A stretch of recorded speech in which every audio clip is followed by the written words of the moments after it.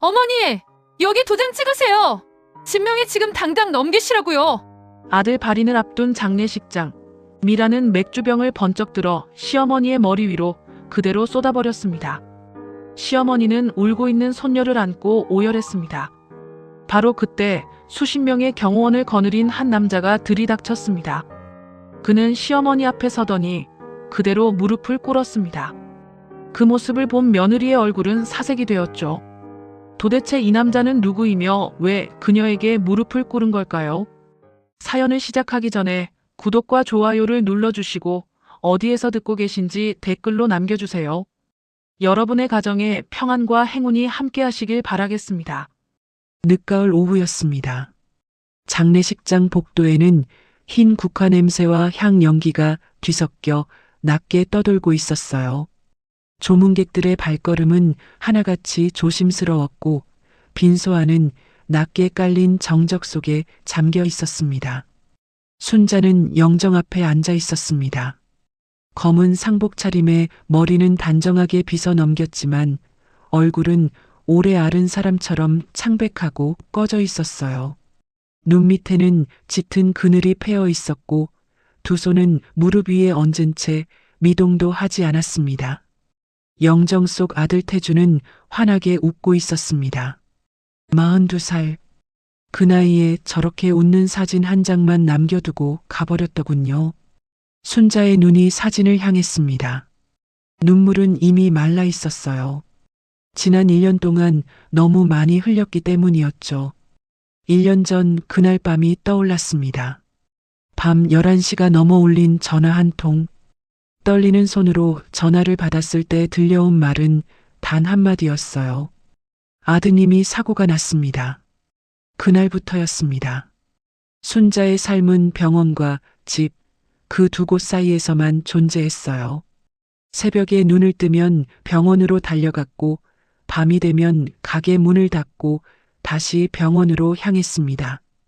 아들은 아무것도 모른 채 하얀 침대에 누워 있었어요. 코에는 튜브가 꽂혀 있었고 손은 움직이지 않았습니다. 그래도 살아있다는 것만으로 버텼더군요. 가게는 결국 접었습니다. 30년 넘게 운영해 온 국밥집이었지만 더 이상 새벽에 나가 육수를 끓일 힘이 없었어요. 마지막 날 가스불을 끄고 간판을 내릴 때 순자는 울지 않았습니다. 울 기력조차 남아있지 않았으니까요.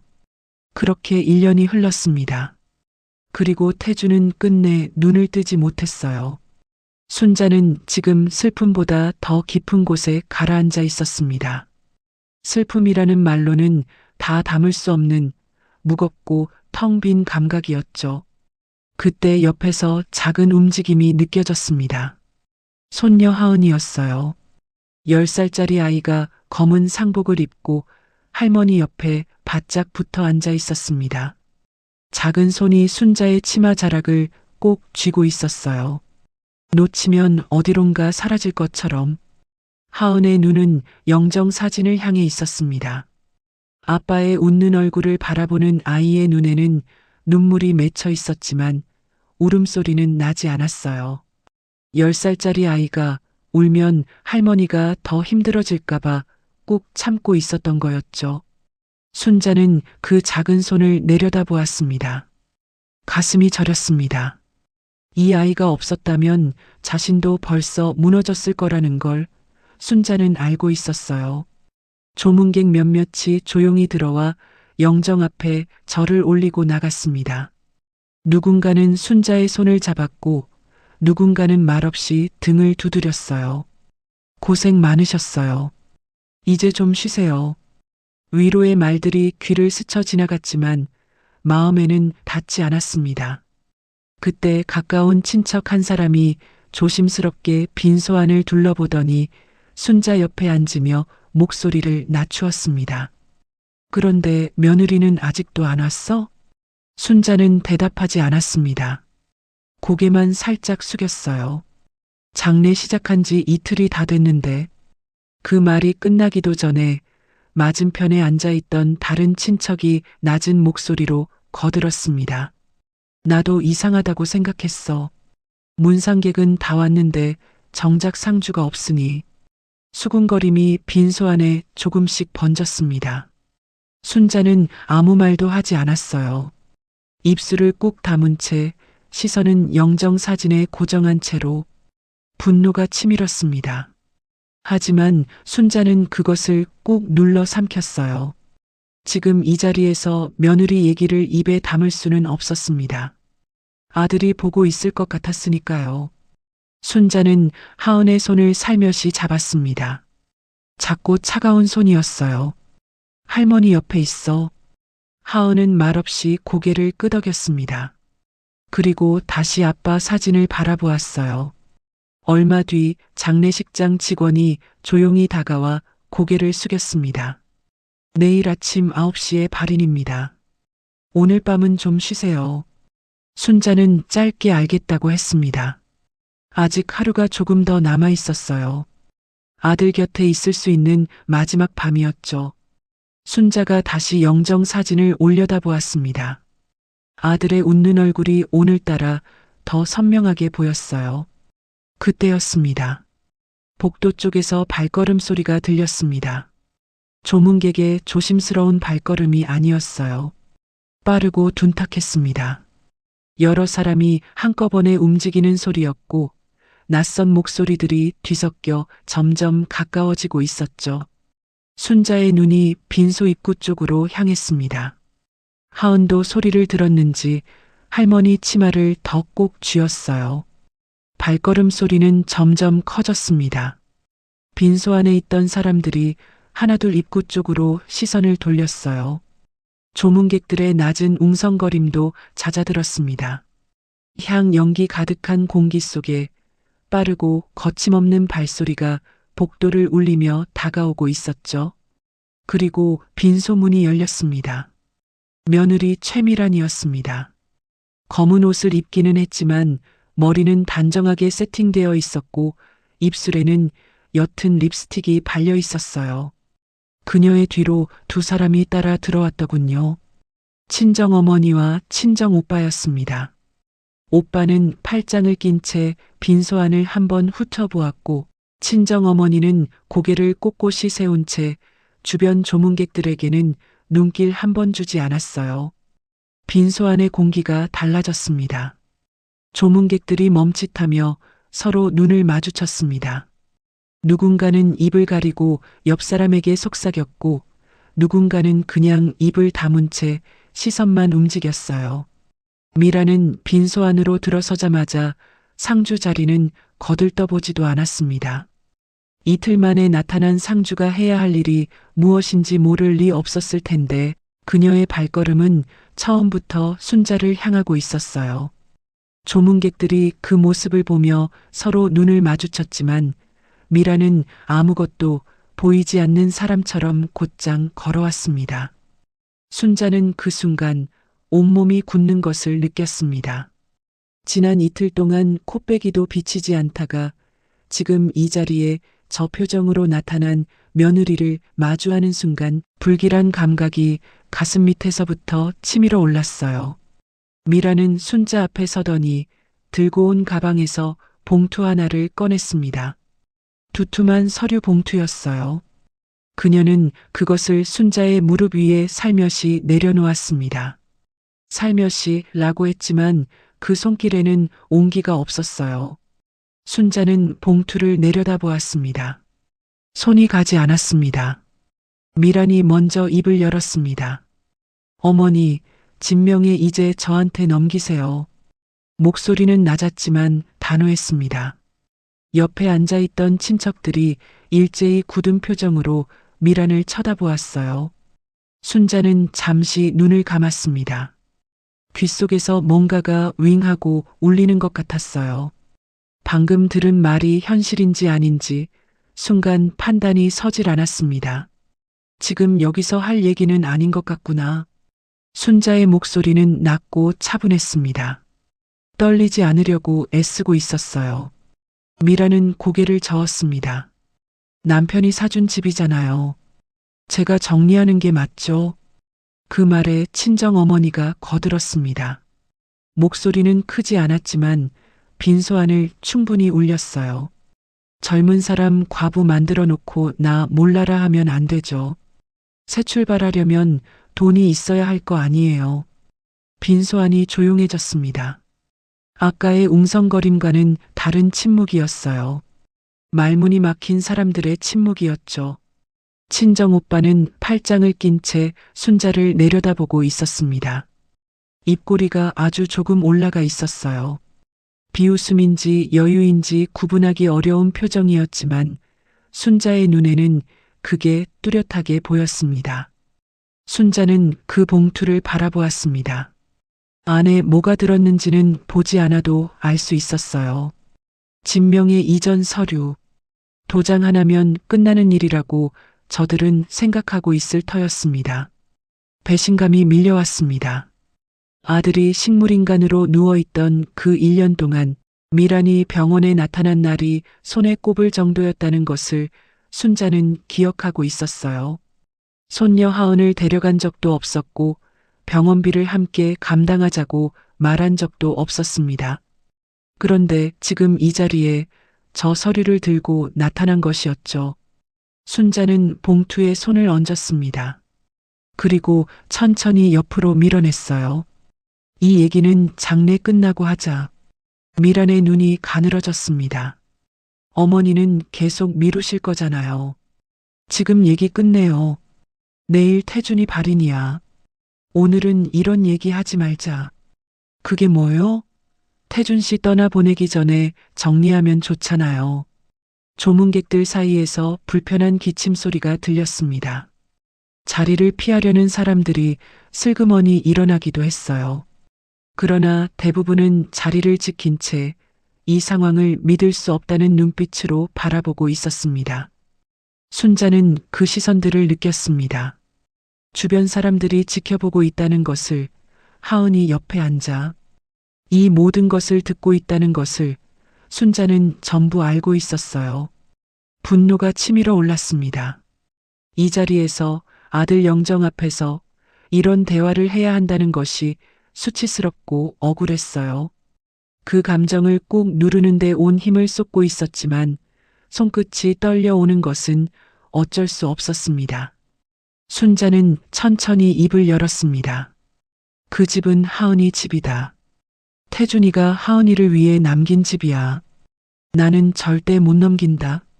미란의 얼굴에 변화가 생겼습니다. 표정이 굳었어요. 그리고 입술이 얇게 당겨졌습니다.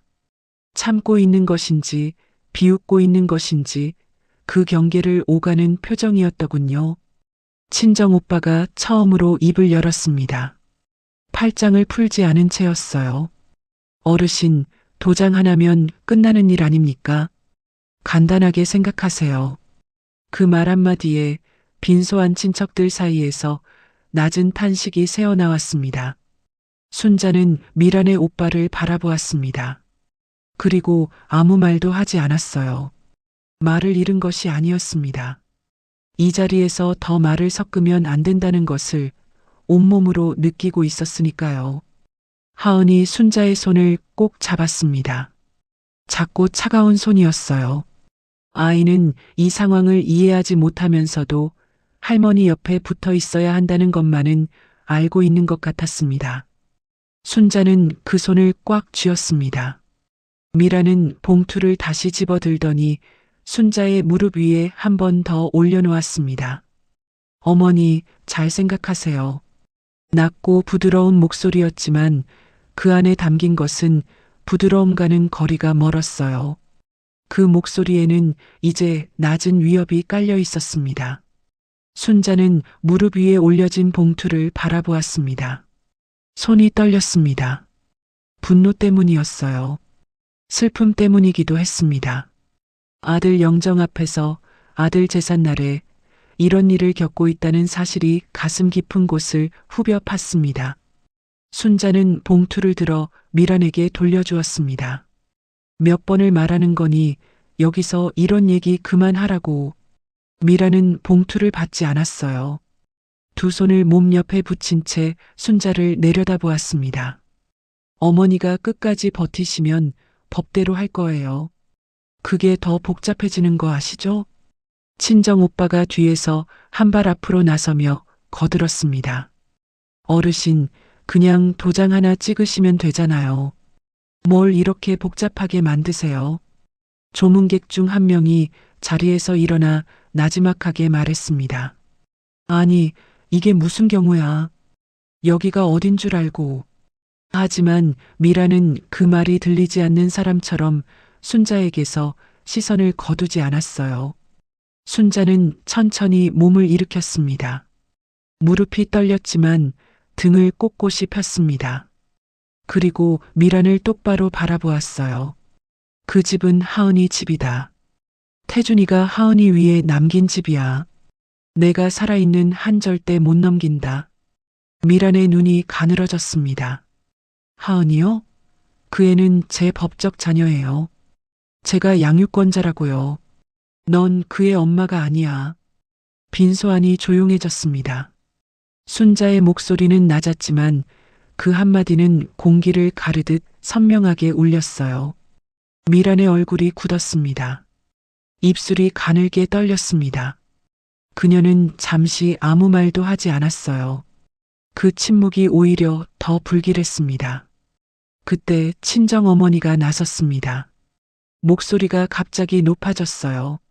내 딸이 그동안 얼마나 고생을 했는데 남편은 1년을 식물인간으로 누워있다가 저 세상 가버리고 남겨진 재산도 없는데 앞으로 어떻게 살으라는 겁니까? 조문객들이 술렁였습니다. 누군가는 혀를 찾고 누군가는 고개를 저었어요. 미란의 목소리가 점점 커졌습니다. 어머니, 정말 이러실 거예요? 나중에 후회하지 마세요. 후회는 내가 아니라 네가 하게 될 거야. 두 사람의 눈이 마주쳤습니다. 어느 쪽도 먼저 시선을 거두지 않았어요. 순자는 이 순간 억울함과 분노가 한꺼번에 치밀어 오르는 것을 느꼈습니다. 1년 동안 혼자 아들 간병을 하며 버텼고 가게를 접으면서도 하은이를 품에 안고 살아왔는데 그 모든 시간 동안 단 한 번도 곁에 없었던 이 여자가 지금 이 자리에서 집을 달라고 하고 있었습니다. 그 뻔뻔함이, 그 태연함이 순자를 더 깊이 후벼 팠어요. 남편 장례식장에 이틀 만에 나타나서 집 명의를 넘기라고 하는 게 그게 정상이니? 순자의 목소리는 떨렸습니다. 참고 또 참았지만 더 이상 누를 수가 없었어요. 하은이 앞에서 이러는 게 창피하지도 않아? 내 상식으로는 너의 이런 모습 도저히 이해가 가질 않는구나. 미란의 얼굴이 붉어졌습니다. 조문객들 사이에서 작은 술렁임이 퍼졌어요. 몇몇은 고개를 숙였고 몇몇은 하은을 바라보았습니다. 하은은 순자의 치마 뒤에 바짝 붙어 서서 두 눈을 크게 뜬 채 미란을 바라보고 있었어요. 10살짜리 아이의 눈에 공포가 담겨 있었습니다. 미란은 숨을 들이켰습니다. 그리고 빈소 한쪽에 놓인 조문객용 탁자로 손을 뻗었어요. 탁자 위에는 먹다 남은 맥주병이 하나 놓여 있었습니다. 누군가 조용히 마시다 내려놓은 것이었어요. 미란의 손이 그 병을 집어들었습니다. 아무도 그 다음을 예상하지 못했습니다. 미란이 맥주병을 기울였습니다. 순자의 얼굴을 향해 맥주가 쏟아졌습니다. 순자는 피하지 못했어요. 차갑고 쓴 액체가 이마를 타고 흘러내렸습니다. 눈썹을 지나 볼을 타고 검은 상복깃을 적셨어요. 향 냄새 가득한 빈소 안에 맥주 냄새가 확 퍼졌습니다. 빈소 안이 얼어붙었습니다. 아무도 말을 하지 못했어요. 아무도 움직이지 못했습니다. 방금 눈앞에서 일어난 일을 사람들은 그대로 받아들이지 못하는 것 같았어요. 순자는 꼼짝도 하지 않았습니다. 맥주가 얼굴에서 턱 끝으로 떨어지는 동안 눈을 감지도 않았어요. 그 자리에 그대로 서 있었습니다. 수치심이 전신을 덮쳤습니다. 아들 영정 앞에서, 이 많은 사람들 앞에서 이런 꼴을 당하고 있다는 사실이 분노보다 먼저 가슴을 무너뜨렸어요. 그때였습니다. 할머니, 하은이 울음을 터뜨렸습니다. 참고 참았던 아이가 이 순간만큼은 참지 못했어요. 어깨가 들썩이고 목이 맨 울음이 빈소 안을 가득 채웠습니다. 10살짜리 아이의 울음소리는 어른들의 어떤 말보다 크고 선명하게 울렸어요. 조문객 중 한 명이 자리에서 벌떡 일어났습니다. 아니, 이 사람이 지금... 또 다른 사람이 미란을 향해 나섰어요. 당신 지금 제정신이야? 미란은 그 시선들을 받으면서도 흔들리지 않았습니다. 오히려 울고 있는 하은을 내려다보더니 천천히 몸을 그쪽으로 돌렸어요. 그리고 하은의 팔을 세게 잡았습니다. 하은이 놀라 비명을 질렀습니다. 아야! 미라는 아이의 팔을 잡아 끌며 순자를 똑바로 바라보았습니다. 목소리는 이제 낮고 차가웠어요. 집 안 넘기면 이에 제가 데려갈 거예요. 순자의 눈이 커졌습니다. 공포가 심장을 쥐어짰습니다. 분노도 수치심도 그 모든 감정이 한순간에 사라지고 오직 하나만 남았어요. 하은, 저 아이를 빼앗길 수도 있다는 공포가 온몸을 얼어붙게 만들었습니다. 순자가 하은에게 손을 뻗으려는 순간 하은이 먼저 소리쳤습니다. 할머니. 빈소 안은 아이의 울음소리와 사람들의 웅성거림으로 가득 찼습니다. 향 냄새 위로 맥주 냄새가 여전히 퍼지고 있었고 순자의 얼굴에서는 아직도 맥주가 흘러내리고 있었어요. 이 순간 순자는 세상에서 가장 무력한 사람이 된 것 같았습니다. 분노가 치밀고 공포가 밀려오고 수치심이 등을 짓누르는데 지금 당장 손녀를 지켜낼 방법이 보이지 않았어요. 미라는 여전히 하은의 팔을 쥔 채 서 있었습니다. 그 눈에는 감정이 없었어요. 계산만 있었습니다. 빈소 밖에서 무언가 움직이는 소리가 들렸습니다. 사람들의 발소리, 여러 명이 조용하고 빠르게 움직이는 소리였어요. 빈소 밖에서 들리던 발소리가 멈췄습니다. 잠시 정적이 흘렀어요. 그리고 장례식장 유리문 너머로 검은색 차들이 보이기 시작했습니다. 한 대가 아니었어요.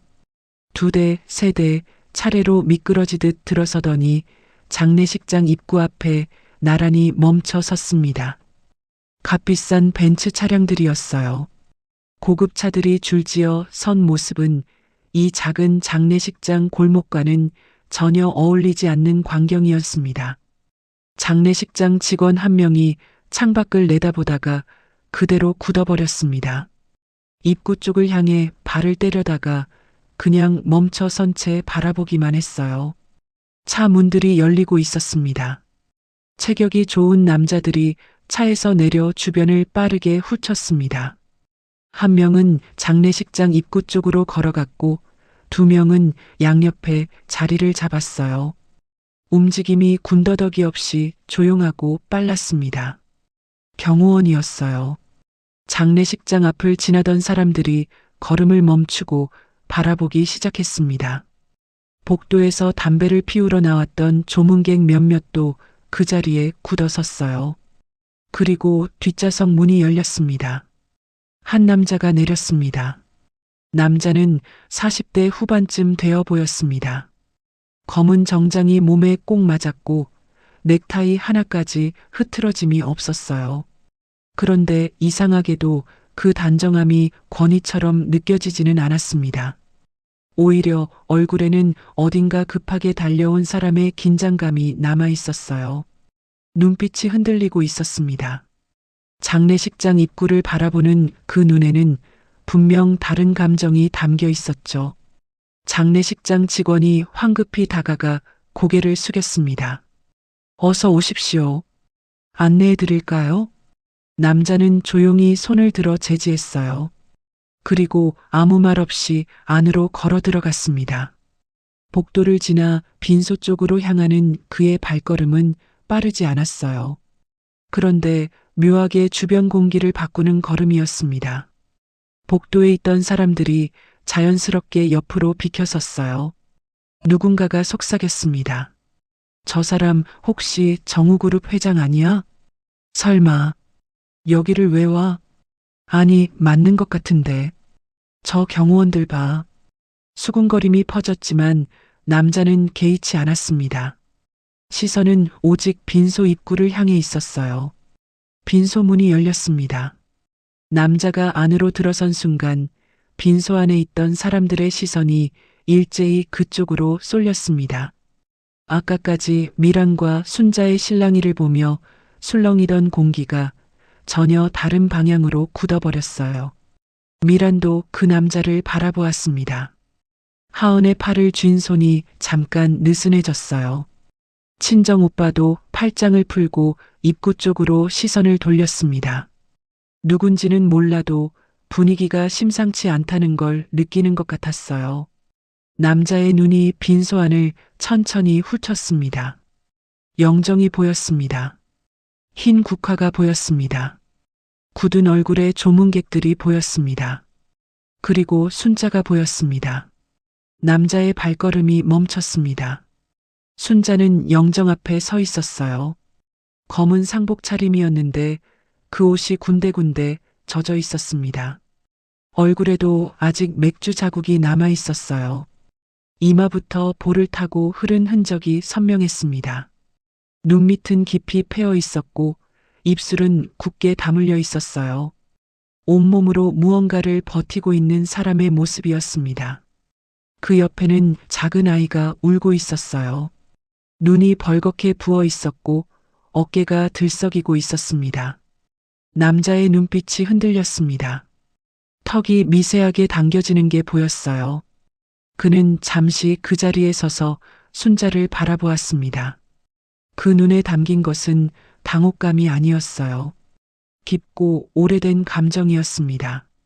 그리고 그가 천천히 걸어 들어오기 시작했습니다. 빈소 안이 조용해졌어요. 발소리조차 들리지 않을 만큼 조문객들이 숨을 죽이며 지켜보았습니다. 미란도, 친정 어머니도, 친정 오빠도 그 남자의 움직임에서 눈을 떼지 못했어요. 남자는 순자 앞까지 걸어왔습니다. 그리고 멈춰 섰어요. 그 거리가 채 한 걸음도 되지 않았습니다. 순자는 고개를 들었습니다. 눈앞에 낯선 남자가 서 있었어요. 40대 후반 정도 되어 보이는 단정한 검은 정장 차림의 남자. 처음 보는 얼굴이었습니다. 그런데 이상하게도 그 눈빛이 낯설지 않았어요. 어디선가 본 듯한, 아주 오래전에 스쳐 지나간 듯한 눈빛이었습니다. 남자의 눈이 붉어졌습니다. 그는 순자의 얼굴을 바라보았습니다. 맥주 자국이 남아있는 이마를, 굳게 담은 입술을, 깊이 패인 눈밑을, 그리고 천천히 무릎을 꿇었습니다. 빈소 안에 있던 모든 사람이 숨을 멈췄습니다. 경호원도, 수행비서도, 조문객도, 미란도. 아무도 말을 하지 않았어요. 아무도 움직이지 않았습니다. 무릎을 꿇은 남자의 어깨가 잠시 흔들렸습니다.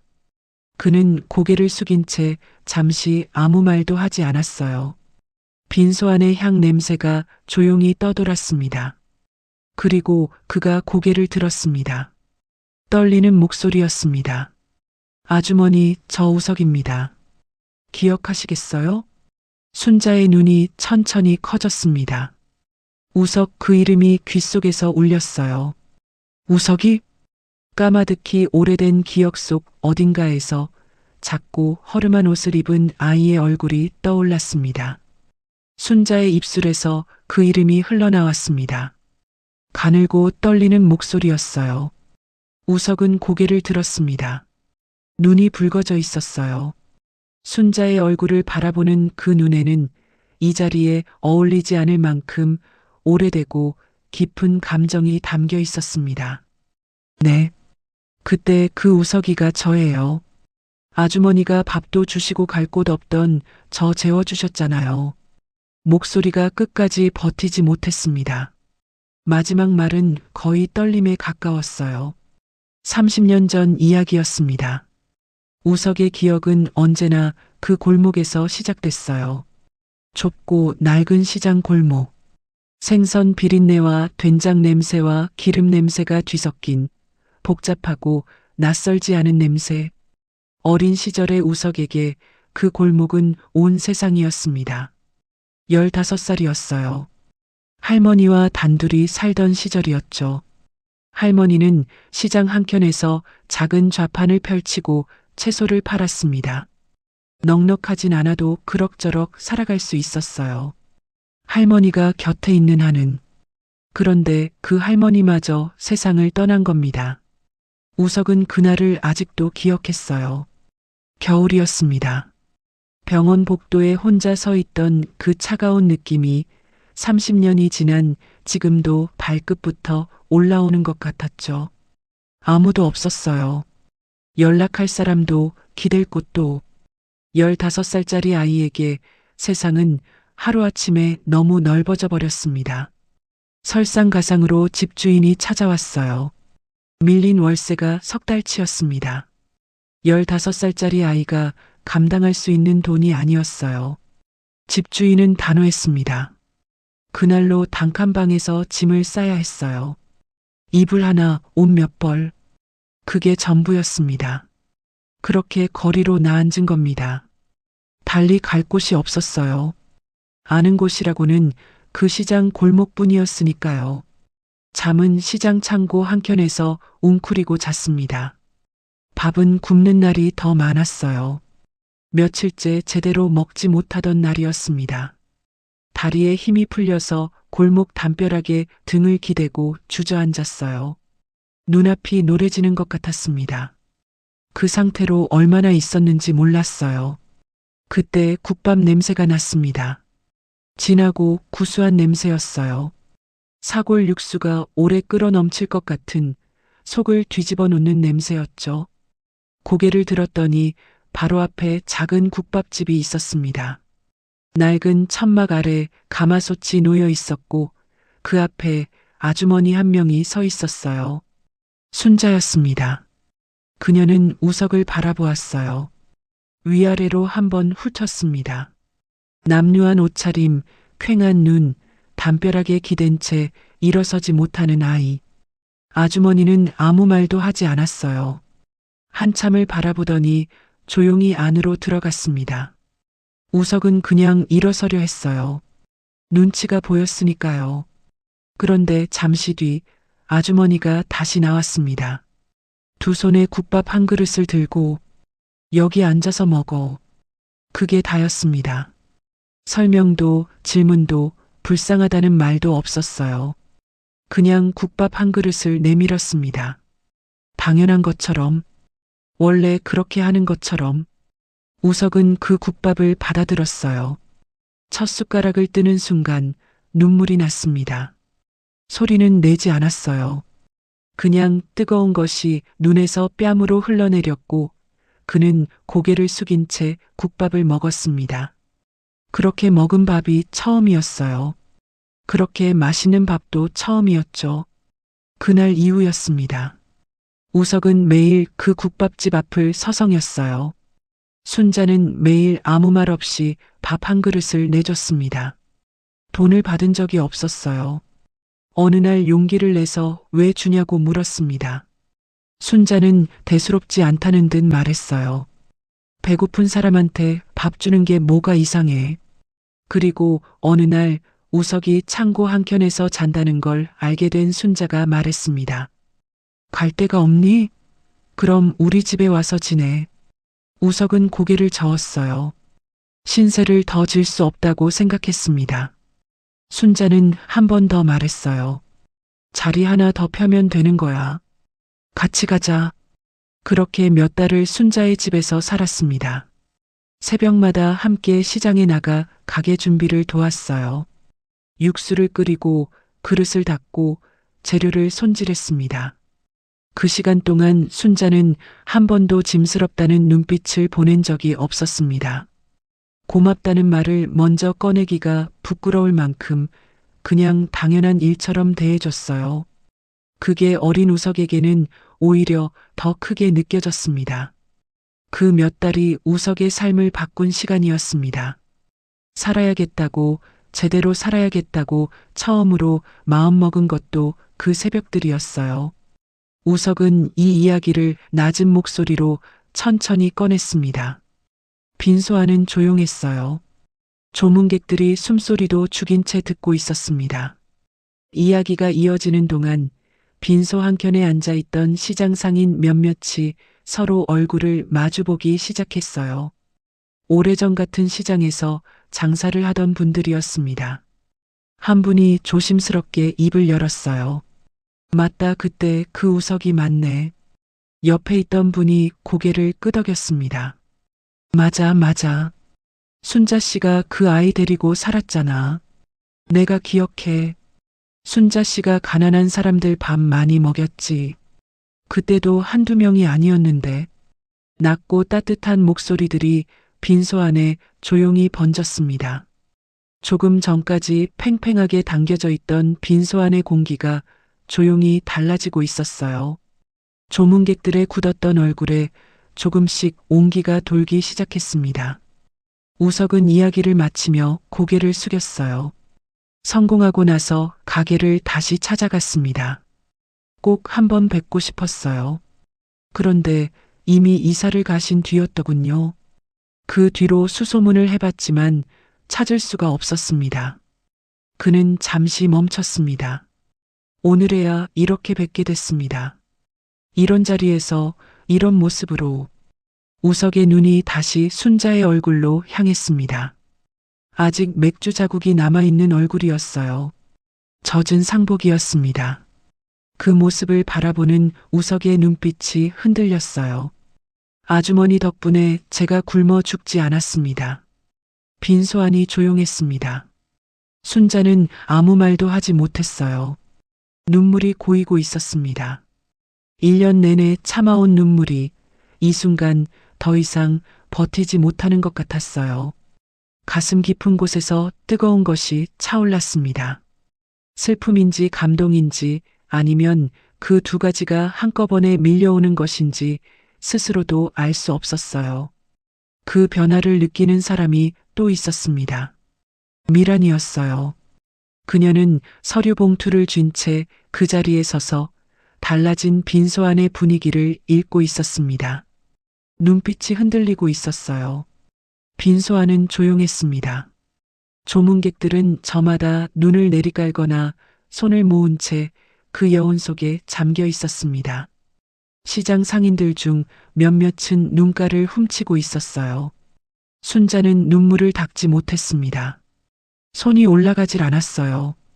그냥 그 자리에 앉아서 30년 만에 다시 나타난 그 아이의 얼굴을 바라보았습니다. 주름 하나 없던 15살짜리 아이가 이렇게 반듯한 어른이 되어 무릎을 꿇고 있었어요. 감동이었습니다. 그런데 그 감동 아래에는 슬픔이 깔려 있었어요. 아들 영정 앞에서 이런 순간을 맞이하고 있다는 것이 기쁨과 슬픔을 동시에 건드렸습니다. 그때였습니다. 저기요. 날카로운 목소리가 빈소 안의 공기를 갈랐어요. 미란이었습니다. 그녀는 서류 봉투를 손에 든 채 앞으로 한 걸음 나섰습니다. 표정에는 지금 이 순간의 분위기 따위는 안중에도 없다는 듯한 냉랭함이 깔려 있었어요. 저 아직 어머니랑 얘기가 안 끝났거든요. 비켜주시겠어요? 빈소 안에 있던 사람들이 일제히 미란을 바라보았습니다. 방금 전까지 흐르던 조용하고 따뜻한 분위기가 그 한마디에 산산이 깨져버렸어요. 조문객들의 얼굴이 굳었습니다. 순자는 그 목소리를 듣는 순간 눈물이 도로 들어가는 것 같았습니다. 감동이 가시고 다시 현실이 눈앞에 들어섰어요. 배신감과 분노가 다시 가슴 밑에서 치밀어 올랐습니다. 미라는 우석을 한번 위아래로 훑어본 후 시선을 순자에게로 돌렸어요. 서류 봉투를 다시 순자 앞에 내밀었습니다. 집 문제는 오늘 여기서 정리해야 해요. 장례 끝나면 어머니 볼 일도 없어요. 그때 조문객 한 명이 참지 못하고 낮게 내뱉었어요. 아니, 상주가 이틀 동안 어디 있다가 이제 나타나서 미라는 그 말이 들렸는지 못 들렸는지 반응하지 않았습니다. 순자만 바라보고 있었어요. 어머니, 끝까지 안 넘기시면 저도 제가 무슨 짓을 할지 몰라요. 그리고 천천히 고개를 돌렸습니다. 하은 쪽으로. 하은은 순자 옆에 바짝 붙어 앉아 있었어요. 미란의 시선이 자신에게 향하는 걸 느꼈는지 아이의 몸이 작게 굳었습니다. 미란은 아무 말 없이 하은을 내려다보았어요. 입꼬리가 아주 조금 올라갔습니다. 말은 하지 않았지만 그 눈빛이 말을 대신하고 있었어요. 순자는 그 시선을 보는 순간 공포가 심장을 옥죄는 것을 느꼈습니다. 하은의 어깨가 떨리고 있었어요. 아이는 울지 않으려 입술을 깨물고 있었지만 눈가가 다시 붉어지고 있었습니다. 순자는 하은의 손을 꼭 잡았어요. 우석은 그 장면을 놓치지 않았습니다. 굳은 얼굴로 미란과 하은을 번갈아 바라보더니 옆에 서 있던 수행비서에게 조용히 고개를 돌렸어요. 무슨 일입니까? 수행비서가 몸을 낮추어 낮은 목소리로 설명하기 시작했습니다. 빈소에 들어서기 전 복도에서 직원에게 들었던 내용이었어요. 맥주 사건, 진명의 이전 요구까지. 수행비서의 말이 이어지는 동안 우석의 표정이 조금씩 굳어 들어갔습니다. 눈빛이 차가워졌습니다. 그리고 미란을 바라보았어요. 여기 지금 당신 남편 장례식장 아닌가요? 목소리는 낮았어요. 그러나 빈소 안 전체에 울릴 만큼 또렷했습니다. 아직 발인도 하지 않았습니다. 더 이상 이런 일로 여기서 소란 피우지 말아주세요. 미란의 눈이 가늘어졌어요. 당신이 뭔데 그런 얘기를 하는 거예요? 여기가 어떤 자리인지 제가 더 잘 알아요. 저도 상주라고요. 상주라면 더욱더 이러면 안 되는 거 아닙니까? 계속 이러실 거면 여기서 나가주세요. 우석의 눈빛이 흔들리지 않았어요. 미란이 목소리를 높였습니다. 제 남편 장례식에서 저보고 나가라고요? 당신이 무슨 권리로?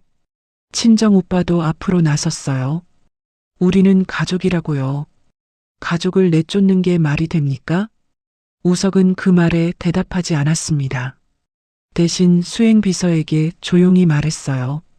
이분들 밖으로 안내해 드리세요.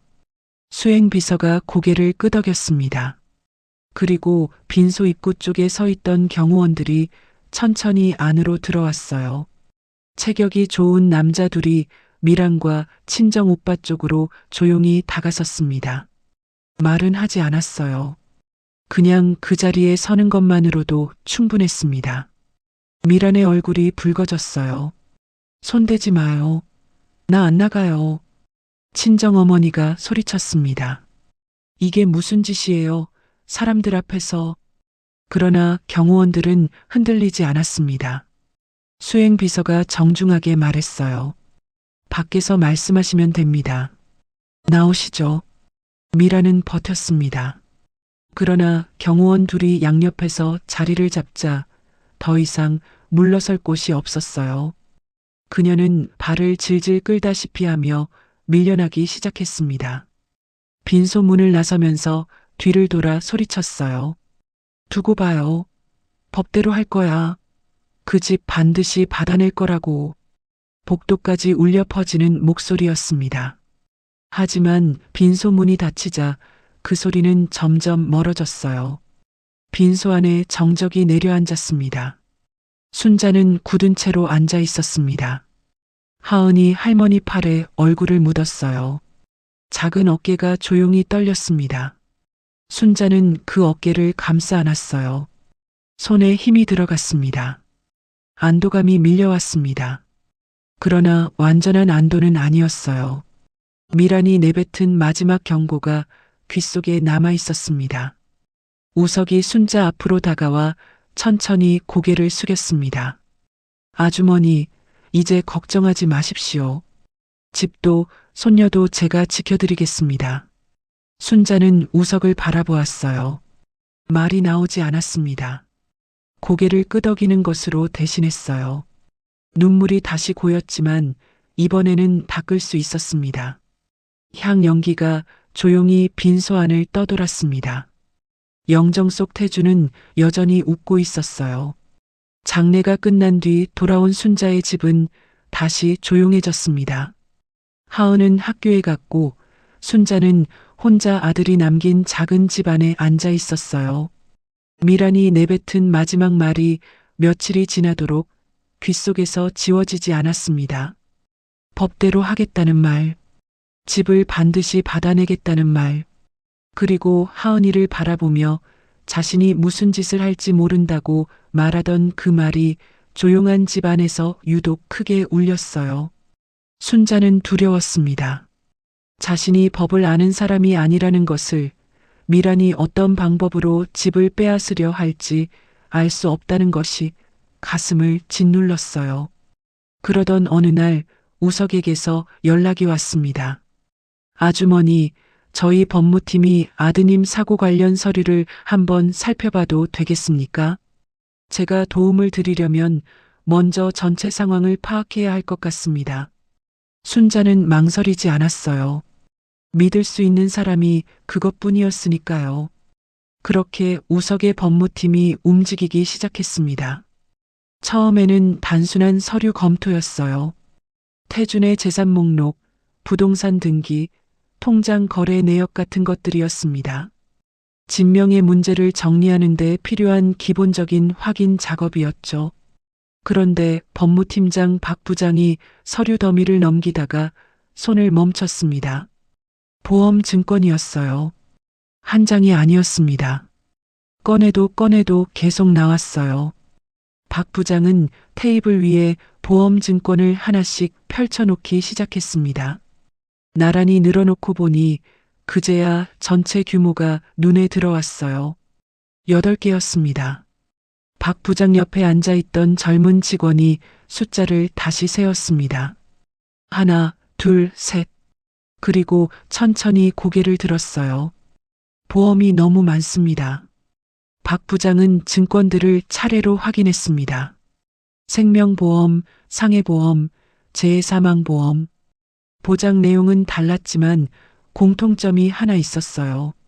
수익자가 모두 동일인이었습니다. 최미란이었어요. 가입 시점을 확인해 보세요. 직원이 날짜를 짚어가며 읽었습니다. 전부 사고 약 1년 전부터 집중적으로 가입되어 있습니다. 그 이전에는 보험이 거의 없었어요. 박 부장의 눈이 가늘어졌습니다. 납입보험료는요? 직원이 계산기를 두드렸습니다. 잠시 뒤 고개를 들었어요.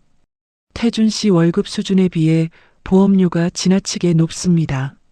매달 납입액이 월급의 반을 넘어요. 박 부장은 자리에서 일어났습니다.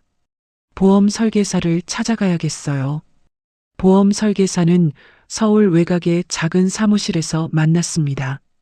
50대 초반의 여성이었어요. 법무팀이 찾아오자 처음에는 표정이 굳었습니다. 눈을 피하며 말을 아꼈어요. 개인정보라서 말씀드리기가 어렵습니다. 박 부장이 조용히 말했어요.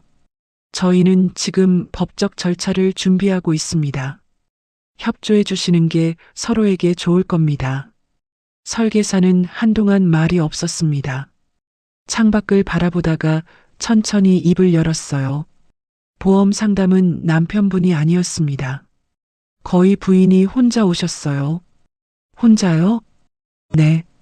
남편분은 처음 계약할 때 한 번 오셨고 그 뒤로는 부인이 혼자 오셔서 다 처리하셨습니다. 보장 내용도 부인이 직접 고르셨어요. 박 부장이 적어두었던 메모지에 줄을 하나 그었습니다. 법무팀은 곧바로 사고 기록으로 넘어갔습니다. 경찰 사고 조서를 다시 들여다보던 중 직원 하나가 이상한 점을 발견했어요.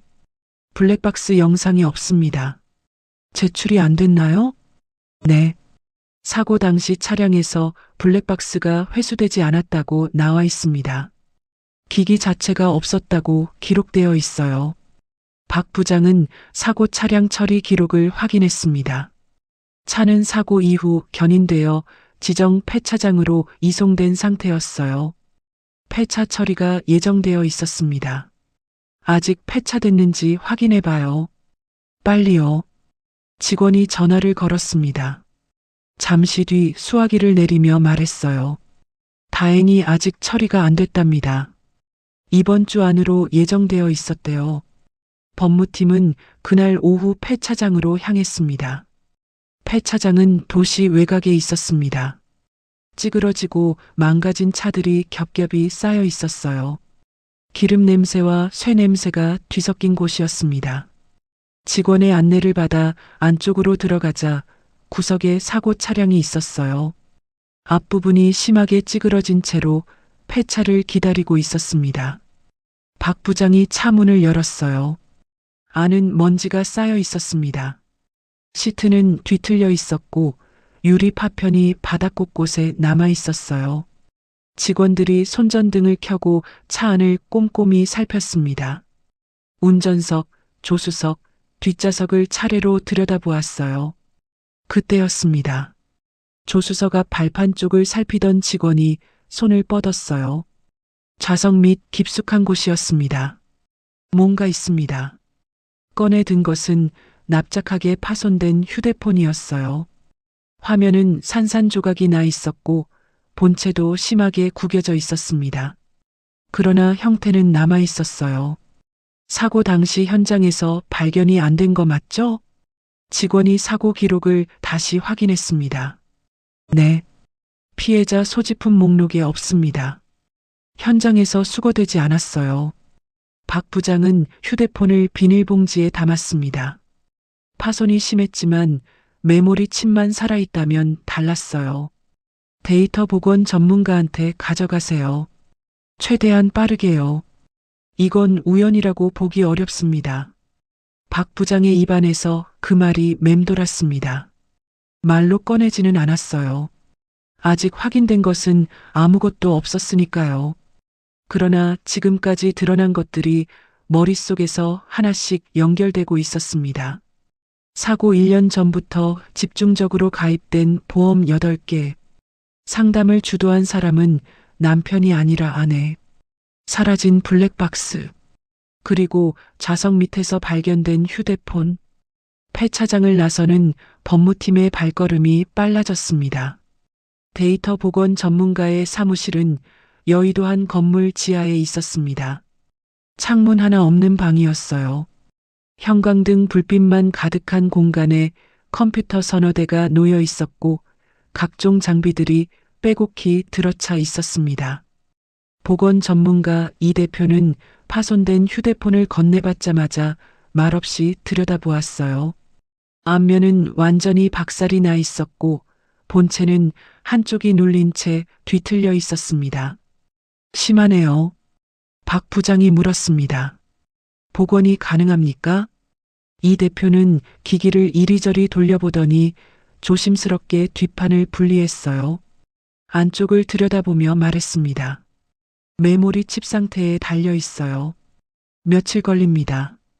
박 부장은 명함을 건넸어요. 최대한 빠르게 부탁드립니다. 중요한 사안입니다. 이틀이 지났습니다. 이 대표에게서 연락이 왔어요. 박 부장은 전화를 받자마자 자리에서 일어섰습니다. 일부 파일이 살아났습니다. 오시면 확인하실 수 있어요. 법무팀 직원 둘이 박 부장과 함께 지하 사무실로 내려갔습니다. 이 대표는 자리에 앉아 모니터를 들여다보고 있었어요. 메모리 칩이 기적적으로 버텼더군요. 문자 메시지 일부, 통화 기록, 그리고 음성 파일 몇 개가 복원됐습니다. 박 부장이 물었습니다. 음성 파일이요? 네. 자동 녹음 앱이 설치되어 있었어요. 사고 당일 날짜로 된 파일이 하나 있습니다. 이 대표의 손이 마우스 위에 멈췄습니다. 들어보시겠습니까? 박 부장이 고개를 끄덕였어요. 사무실 안이 조용해졌습니다. 직원 둘이 모니터 쪽으로 몸을 기울였어요. 이 대표가 마우스를 클릭했습니다. 처음에는 잡음이었습니다. 차가 달리는 소리, 바람 소리, 엔진 소음. 일상적인 주행 소리가 몇 초간 이어졌어요. 그리고 남자의 목소리가 들렸습니다. 태준이었어요. 여보 생명보험을 왜 이렇게 많이 들었어? 잠시 침묵이 흘렀습니다. 조수석 쪽에서는 아무 소리도 나지 않았어요. 태준의 목소리가 다시 들렸습니다. 조금 더 낮아진 목소리였어요. 설마 나 죽이고 보험비 받으려는 거야? 사무실 안이 얼어붙었습니다. 직원 한 명이 자신도 모르게 숨을 참았어요. 잠시 정적이 흘렀습니다. 그리고 여자의 웃음소리가 들렸어요. 크지 않았습니다. 낮고 짧았어요. 그런데 그 웃음이 파일 속에서 선명하게 울렸습니다. 용케 알아냈네. 박 부장의 손이 무릎 위에서 굳었습니다. 미란의 목소리였어요. 당황하거나 놀라는 기색이 없었습니다. 들킨 사람의 목소리가 아니었어요. 오히려 담담했습니다. 그 담담함이 더 섬뜩했어요. 그런데 어떡하니? 또 한 번의 침묵이었습니다. 길지 않았어요. 그러나 그 짧은 침묵 안에 담긴 것이 무엇인지 사무실 안에 있는 사람들은 모두 느끼고 있었습니다. 그리고 미란의 목소리가 다시 들렸어요. 오늘이 네 제삿날인걸. 사무실 안에 아무도 말을 하지 않았습니다. 아무도 움직이지 않았어요. 그 목소리는 화가 난 목소리가 아니었습니다. 소리를 지르지도 않았어요. 낮고 차분했습니다. 마치 오래전부터 이미 결정해둔 일을 말하는 것처럼 그 차분함이 분노보다 훨씬 더 무서웠어요. 태준의 목소리가 들렸습니다. 당황한 기색이 역력했어요. 뭐라고? 지금 그게 무슨 뜻이야? 그 순간이었습니다. 찰칵? 금속이 풀리는 소리가 났습니다. 짧고 작은 소리였어요. 그러나 그게 무슨 소리인지 사무실 안에 있던 사람들은 즉시 알아차렸습니다. 안전벨트가 풀리는 소리였어요. 태준이 소리쳤습니다. 아, 지금 뭐 하는 거야? 그리고 차가 흔들렸습니다. 급격하게, 격렬하게. 핸들을 빼앗으려는 소리, 몸이 부딪히는 소리, 타이어가 노면을 긁는 소리가 뒤엉켰어요. 그리고 충돌음이 터졌습니다. 굉음이었어요. 금속이 찌그러지는 소리와 유리가 깨지는 소리가 한꺼번에 쏟아졌습니다. 그리고 모든 소리가 끊겼어요. 녹음 파일이 멈췄습니다. 사무실 안에 아무 소리도 없었습니다. 이 대표도 박 부장도 직원들도 아무도 입을 열지 못했어요. 모니터 화면만 조용히 빛나고 있었습니다. 박 부장이 천천히 입을 열었습니다. 사고 기록에서 벨트 상태 확인했습니까? 직원이 서류를 펼쳤어요. 확인했습니다. 사고 당시 운전석 안전벨트가 풀린 상태로 발견됐다고 기록되어 있습니다. 조수석은요? 조수석 탑승자, 즉 최미란 씨는 안전벨트를 착용한 상태였습니다. 크게 다치지 않았어요. 박 부장은 눈을 감았다가 떴습니다. 운전석 벨트는 풀려 있었고 조수석 벨트는 채워져 있었어요. 차는 정면으로 충돌했습니다.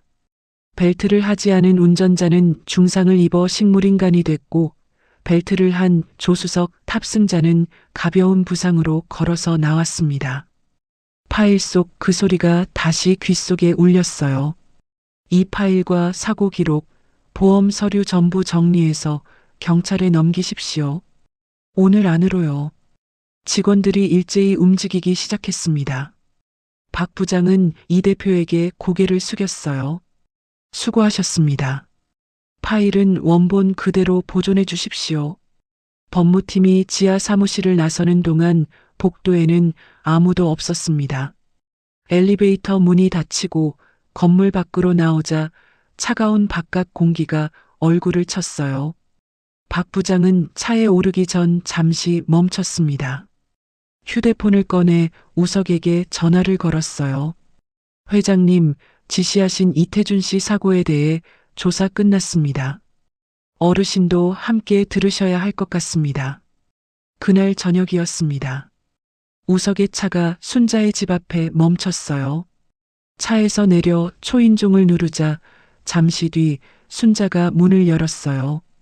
우석을 보더니 눈이 조금 커졌습니다. 우석 뒤로 박 부장이 서 있는 것을 확인하고는 조용히 두 사람을 안으로 들였어요. 하은은 방으로 들여보냈습니다. 순자는 우석, 박 부장과 마주 앉았어요. 두 사람의 표정이 심상치 않다는 것을 순자는 앉자마자 느꼈습니다. 가슴이 조여들었어요. 박 부장이 천천히 입을 열었습니다. 폐차장에서 발견된 휴대폰 이야기부터 시작했어요. 데이터 복원 이야기, 그리고 사고 당일 자동 녹음 파일 이야기까지. 순자는 아무 말 없이 들었습니다. 눈을 깜빡이지도 않았어요. 우석도 말이 없었습니다. 두 손을 무릎 위에 얹은 채 박 부장의 말을 듣고 있었어요. 파일 안에 사고 당시 차 안의 대화가 담겨 있었습니다. 순자의 눈이 박 부장을 향했습니다. 그날 최미란과 차 안에서 다툼이 있었고 최미란이. 박 부장은 잠시 멈췄어요. 안전벨트를 풀었습니다. 아드님의 벨트를요. 순자의 얼굴이 굳었습니다. 그리고 그 직후 트럭과 충돌한 것 같습니다. 순자의 눈이 박 부장을 향했습니다. 어르신, 직접 들어보시겠어요? 순자가 고개를 끄덕였어요. 박 부장이 노트북을 꺼내 테이블 위에 올려놓았습니다. 파일을 열고 재생 버튼을 눌렀어요. 방 안에 차 달리는 소리가 흘러나왔습니다. 그리고 아들의 목소리가 들렸어요. 순자의 몸이 굳었습니다. 1년 만에 들려오는 아들의 목소리였어요. 살아있을 때 그 목소리, 밥 먹으러 온다고 전화하던 그 목소리와 똑같았습니다. 순자의 손이 무릎 위에서 천천히 쥐어졌어요. 파일은 끝까지 재생됐습니다. 미란의 낮은 웃음소리, 그 섬뜩한 한마디, 벨트 풀리는 소리, 그리고 충돌음까지. 방 안에 있는 사람 중 아무도 움직이지 않았어요. 차가 충돌하는 굉음과 함께 음성이 끊겼습니다. 순자는 두 손으로 얼굴을 감쌌습니다. 어깨가 흔들렸어요. 소리 없이 흔들렸습니다. 1년 동안 병원 복도를 오가며 가게 문을 닫으며 혼자 새벽을 버티며 흘리지 못했던 눈물이 이 순간 한꺼번에 쏟아지는 것 같았어요. 배신감이었습니다. 분노였어요. 그리고 그 아래에는 아무것도 몰랐다는 자책이 깔려 있었습니다. 아들 곁에서 1년을 버텼는데 지금까지 진실을 몰랐다는 사실이 가슴을 후벼 팠어요.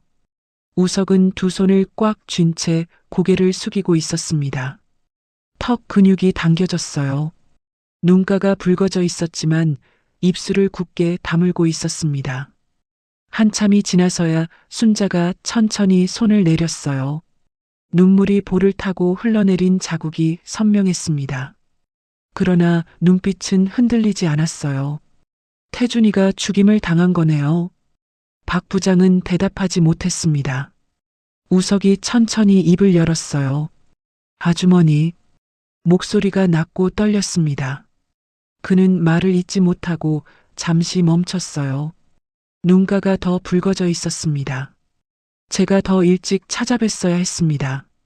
죄송합니다. 순자는 고개를 저었어요. 그리고 방문 쪽을 바라보았습니다. 문 너머에서 하은의 연필 소리가 여전히 들리고 있었어요. 저 아이는 아직 모릅니다. 엄마라고 불렀던 사람이 아빠를 그렇게 만들었다는 것을. 그 생각이 드는 순간 순자의 가슴이 다시 무너졌어요. 그러나 이내 입술을 다물었습니다. 지금 무너질 수는 없었어요. 이 자료는 경찰에 넘어갔습니까? 오늘 자료를 전달했습니다. 정식 수사로 전환될 겁니다. 순자는 고개를 끄덕였어요. 우석이 자리에서 일어나며 말했습니다. 아주머니, 앞으로 모든 법적 절차는 저희 법무팀에서 맡겠습니다. 아주머니는 하은이만 보살펴 주십시오. 순자는 우석을 바라보았어요. 30년 전 국밥 한 그릇을 받아들고 고개를 숙이던 그 아이가 떠올랐습니다. 지금 이 사람이 그 아이라는 것이 이 순간에도 믿기지 않았어요. 고맙다, 우석아. 처음으로 이름을 불렀습니다. 우석은 아무 말도 하지 않았어요. 그냥 고개를 깊이 숙였습니다.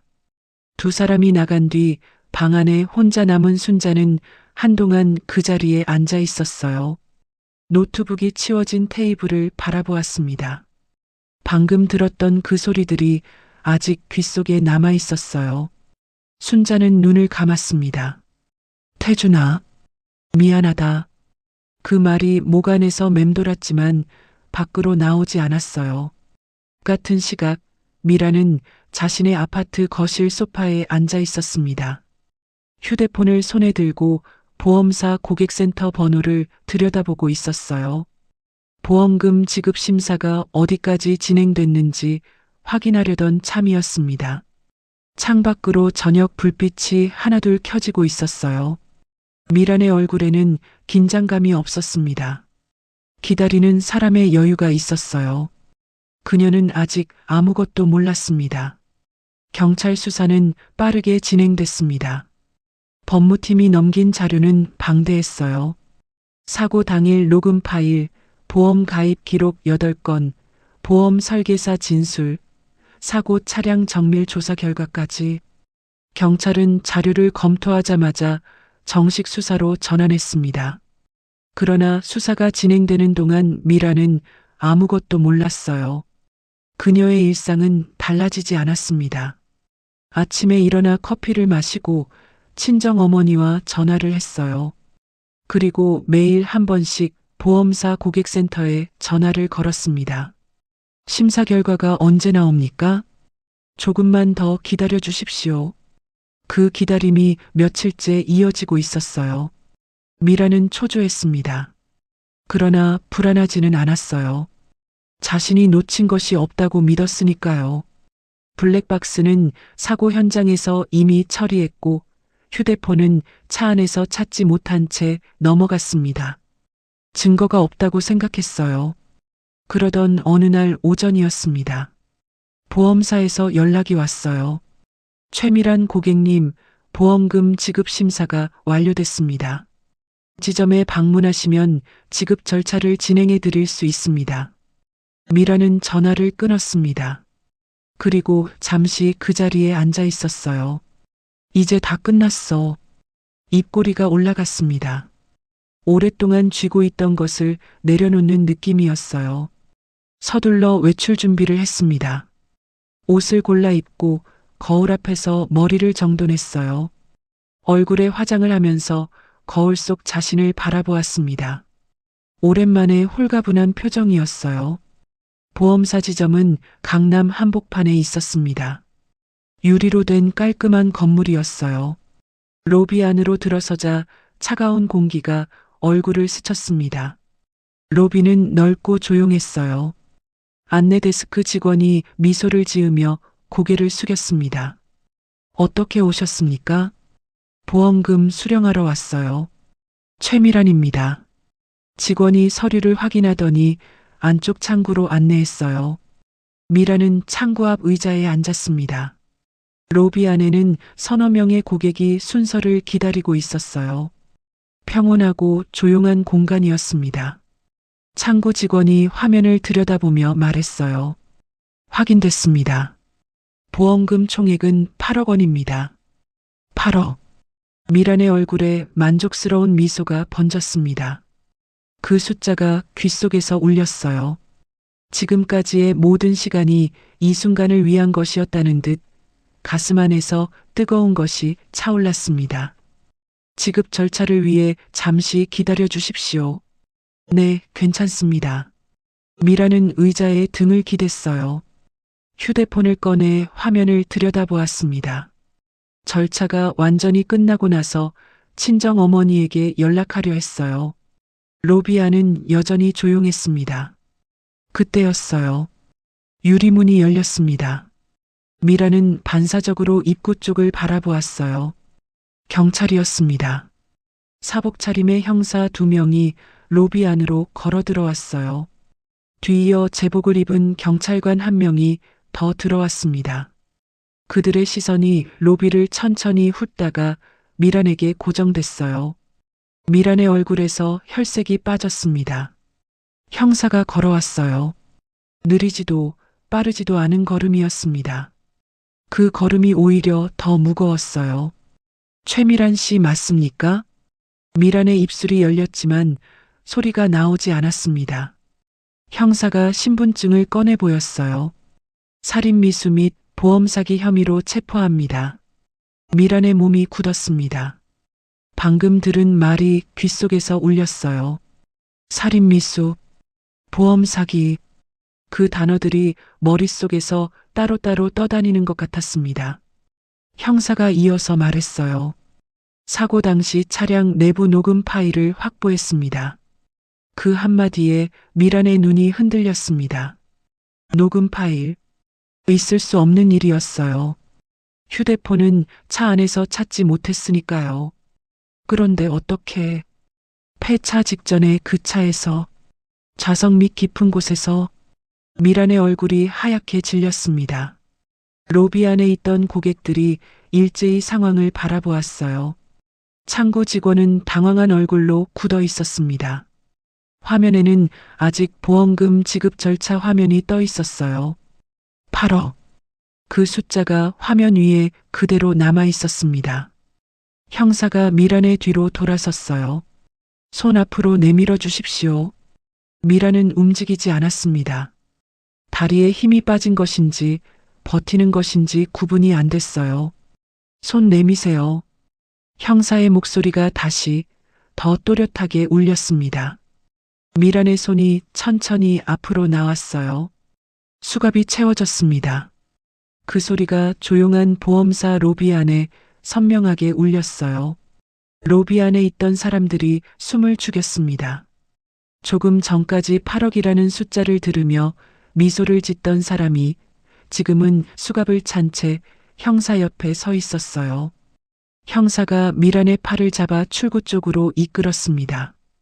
유리문을 나서는 순간 바깥의 차가운 바람이 얼굴을 쳤어요. 미란이 사라진 로비에는 조용한 정적이 내려앉았습니다. 창고 직원이 천천히 고개를 들었어요. 화면 속 보험금 지급 절차를 조용히 닫았습니다. 재판은 이듬해 봄에 열렸습니다. 검사가 제출한 증거는 촘촘했어요. 사고 당일 녹음 파일, 보험 설계사 진술, 사고 차량 정밀 감식 결과, 보험 가입 기록까지. 미란의 변호인은 우발적 사고를 주장했지만 증거 앞에서 설 자리가 없었습니다. 재판은 이듬해 봄에 열렸습니다. 검사가 제출한 증거는 촘촘했어요. 사고 당일 녹음 파일, 보험 설계사 진술, 사고 차량 정밀 감식 결과, 보험 가입 기록까지. 미란의 변호인은 우발적 사고를 주장했지만 증거 앞에서 설 자리가 없었습니다. 재판 결과 미란은 살인미수 및 보험사기 혐의로 징역 15년을 선고받았어요. 이 사건은 언론에 크게 보도됐습니다. 보험금을 노리고 남편을 죽음으로 몰아넣은 아내. 기사 제목들이 연일 포털 첫 화면을 장식했어요. 장례식장에서 팔짱을 끼고 순자를 내려다보던 친정 식구들도 이제는 사람들의 눈을 피해 다녔습니다. 그날 저녁 순자는 작은 집 안에 조용히 앉아 있었습니다.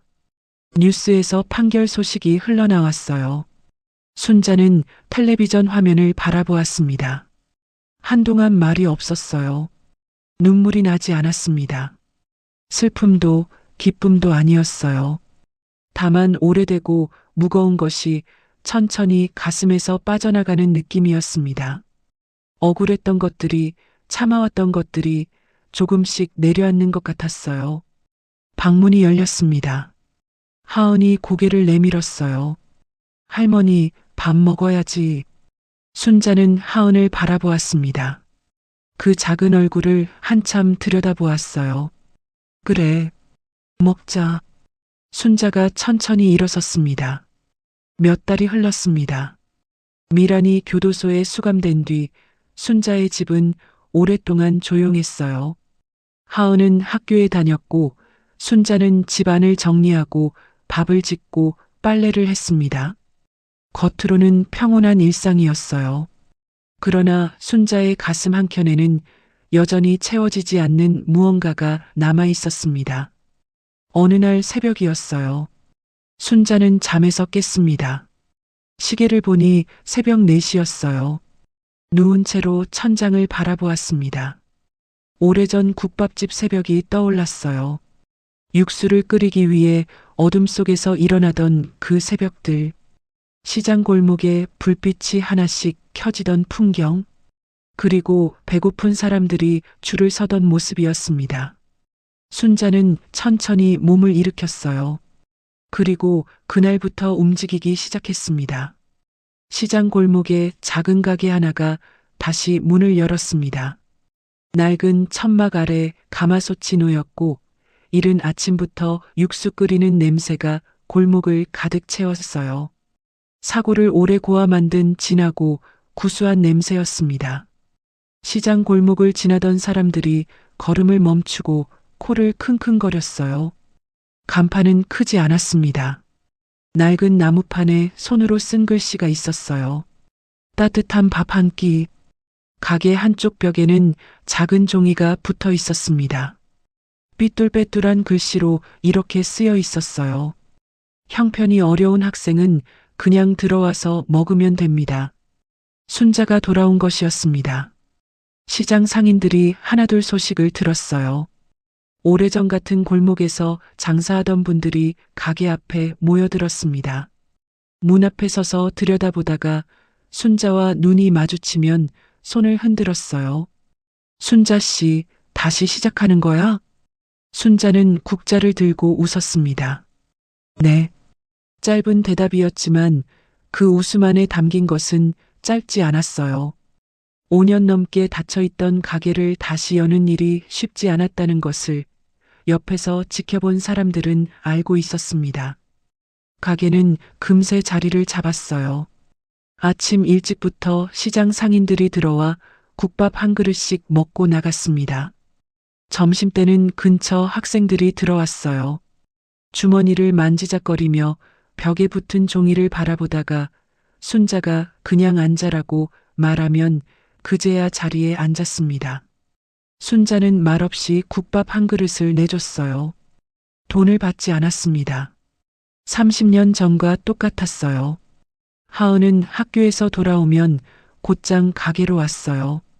작은 앞치마를 두르고 순자 옆에 서서 그릇을 날랐습니다. 손님들이 어머, 이 아이가 손녀야? 라고 물으면 하은은 빙긋 웃으며 고개를 끄덕였어요. 가게 안에는 웃음소리가 끊이지 않았습니다. 그러던 어느 날 오후였어요.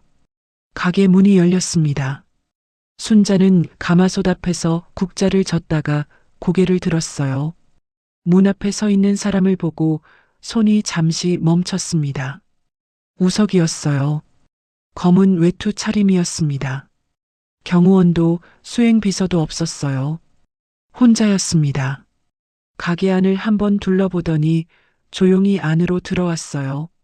손님들 몇몇이 그를 바라보았지만 우석은 개의치 않았습니다.